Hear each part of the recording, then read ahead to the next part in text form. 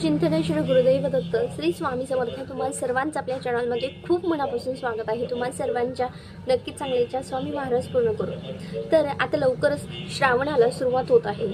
आता उद्या श्रावण सुरू होणार आहे। उद्या म्हणजे 25 जुलै 2025 वार शुक्रवार या दिवसापासून श्रावणाला सुरुवात होत आहे आणि त्यातला पहिला सोमवार हा 28 जुलै 2025 वार सोमवार या दिवशी असणार आहे। तर या दिवसापासून आपल्या सगळ्यांना माहिती आहे श्रावणामध्ये महादेवाच्या पूजेचं जेवढं महत्त्व आहे तेवढंच महत्त्व श्रावणामध्ये वाहिल्या जाणाऱ्या प्रत्येक सोमवारी शिवामुठीचं जास्त आहे। तर ह्या व्हिडिओमध्ये मी तुम्हाला शिवामुठ कधी किती आणि कशी वाहावी ती कोणत्या दिवशी कोणत्या सोमवारी कोणती शिवामुठ आहे या संदर्भातली संपूर्ण माहिती देणार आहे। त्याचं महत्त्व काय आहे संपूर्ण व्हिडिओ बघा। श्री स्वामी समर्थ। यंदा श्रावणामध्ये 4 सोमवार आलेले आहेत। त्यातला पहिला सोमवार हा 28 जुलै 2025 ला आलेला आहे। त्यातला दुसरा सोमवार हा 4 ऑगस्ट 2025 ला आलेला आहे आणि तिसरा हा 11 ऑगस्ट 2025 ला आलेला आहे। तर त्यातला चौथा सोमवार हा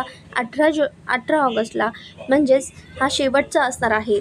तर असे 4ही सोमवारी आपल्याला शिवामुठ कशी अर्पण करायची आहे, कोणी अर्पण करायची आहे आणि ती किती वेळा अर्पण करायची आहे, शिवाला प्रिय असलेले धान्य कुठले, ते आपण जेव्हा शिवाला अर्पण करतो त्याचं आपल्याला कुठलं फळ मिळतं या संदर्भातील संपूर्ण माहिती मी या व्हिडिओमध्ये देणार आहे। तर प्रथम सोमवारी आपण तांदूळ अर्पण करायचे आहे, तांदूळाची मूठ असणार आहे। दुसऱ्या सोमवारी पांढरे तीळ असणार आहे। तिसऱ्या सोमवारी मूग, चौथ्या सोमवारी जवस आणि 5वा सोमवार असल्यास सातू अर्पण करावे।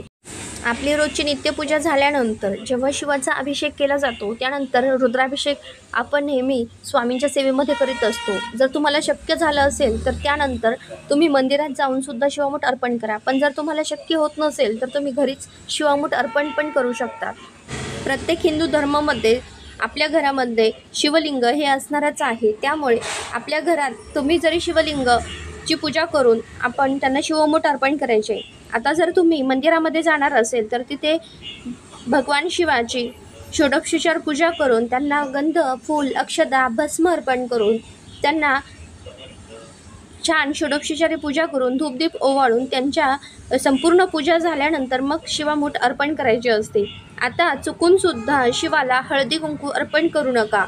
शिवाला भस्म अतिशय प्रिय असतं। तुम्ही अष्टगंध किंवा चंदनाचा लावायचा आहे आणि ओम नमः शिवाय म्हणत इथे शिवमुठ अर्पण करायचे आहे। घरीच जर तुम्ही शिवमुठ अर्पण करणार असाल तर घरीच आपल्या महादेवाच्या शिवलिंगावर, हिंदू धर्मामध्ये सगळ्यांच्या घरी शिवलिंग हे असतंच, त्यामध्ये आपण आपल्या घरीच शिवलिंगावर अभिषेक करायचा आहे। अभिषेक करून झाल्यानंतर त्यांची छान षोडशोपचार पूजा करायची आहे।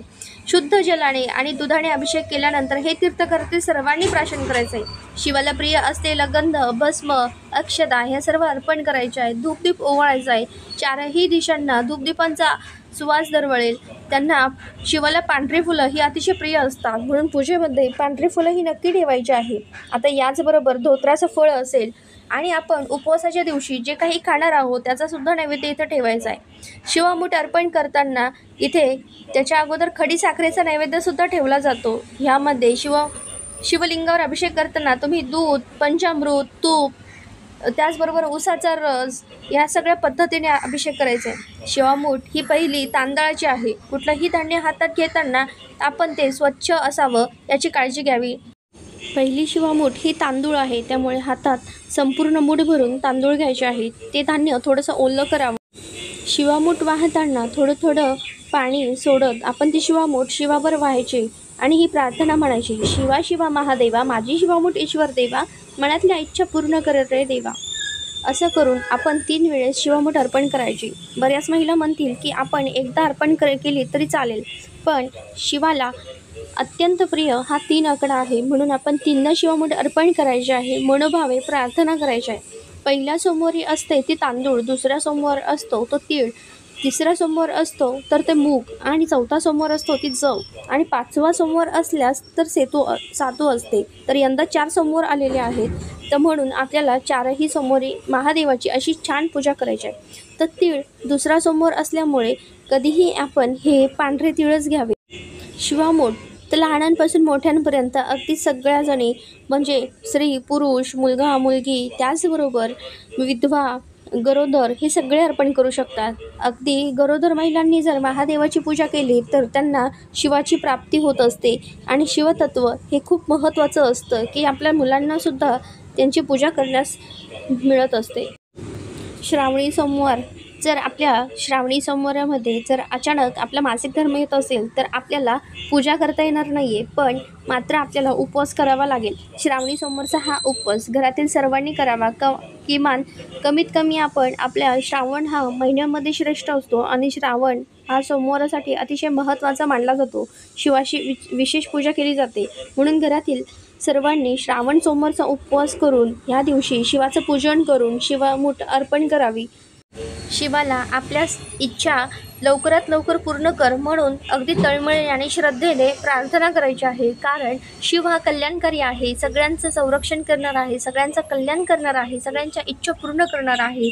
त्याचबरोबर अखंड सौभाग्य लाभू दे आणि दीर्घायुष्य सर्वांना मिळू दे, आरोग्य चांगलं राहू दे, ही सगळी प्रार्थना करायची आहे. कारण शिव हा चांगला आरोग्य तर देतोच, दीर्घायुष्य पण देतो आणि त्याचबरोबर सर्वांच्या इच्छा हा त्वरित पूर्ण करीत असतो. म्हणून अतिशय तळमळीने आपल्याला श्रद्धा ठेवून ही प्रार्थना आणि पूजा करायची. शिव हे दैत्य दानव सर्वांना हे अतिशय प्रेमाने आणि पटकन वरदान देणारे आहेत. हे पटकन पावणारे देव आहेत. देवादिदेव महादेव यांना हे अतिशय महत्त्वाचे देव असल्याने आपल्या आयुष्यातील जे संकट आणि अडचणी असतात ते दूर होतात. तुमच्या ज्या मनोकामना असतात ते पूर्ण करतात. आणि सगळ्यात श्रावणामध्ये महादेवाच्या शिवलिंगावर म्हणजे जसा की रुद्राभिषेक, साध्या पाण्याने अभिषेक केलेला अतिशय प्रिय असतो. त्याच पद्धतीने ह्या दिवसांमध्ये शिवामूठ खूप महत्त्वाचे असते. जास्तीत जास्त श्रावणामध्ये रुद्राभिषेक असेल किंवा साध्या पाण्याने जलाभिषेक असेल, तुम्ही तो करायचा आहे. आणि आपल्या सर्वांना माहिती आहे की श्रावणामध्ये 11वा अध्यायसुद्धा पठण केला जातो, त्यालासुद्धा तेवढंच महत्त्व आहे. तर जर आपण घरी शिवामूठ अर्पण करणार असेल तर शिवामूठ ही दुसऱ्या दिवशी गाईला खाऊ घालावी. शिवाला धान्य अतिशय प्रिय आहे. ते धान्य कोणतं आहे तर ते म्हणजे आपण जेव्हा अक्षदा तांदूळ अर्पण करतो तेव्हा आपल्या घरात अखंड लक्ष्मीचा वास असतो. जेव्हा आपण तीळ अर्पण करतो तेव्हा आपल्या सर्व पापांचा नाश होत असतो. जेव्हा आपण मूग अर्पण करतो तेव्हा ते हिरवे मूग हे सगळ्यात महत्त्वाचं म्हणजे आपल्या सगळ्या मनोकामना पूर्ण करतात. सातू अर्पण केल्याने आपल्या आयुष्यातील सगळ्या त्रास दुःख मिटत असते. तर अशा पद्धतीने तुम्हाला शिवामुठीबद्दल भरपूर काही माहिती दिली आहे. व्हिडिओ आवडला असेल तर लाईक शेअर सबस्क्राईब करा. श्री स्वामी समर्थ.